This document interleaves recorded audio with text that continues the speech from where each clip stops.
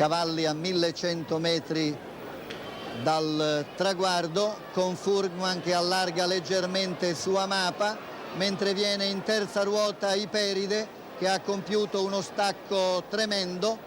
lo tiene in fuori Amapa, rompe Iperide all'attacco della penultima curva, il figlio di Quick Song si disorienta, ha perso la partita, così come altri cavalli in rottura che sono Potomac e Siginda. Rimane al comando Furgman attaccato da Amapa, in dentro Arcos del Ronco che non ha sciupato un centimetro, mentre adesso è la volta di Atmos ad attaccare Amapa in terza ruota, quindi Fornero e Eglon,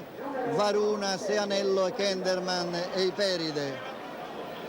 Ecco i cavalli quasi all'attacco dell'ultima curva, con Atmos che sta premendo su Furgman. Furgman appare un po' stanco, Atmos sta venendo su molto forte, viene anche Arcos del Ronco e si avvicina Eglon con Fornero in quinta posizione. Cavalli addirittura d'arrivo, si difende ancora lo steccato Furgman che sta cercando di rimontare Atmos, viene bene all'interno Furgman, Atmos però ha un lieve vantaggio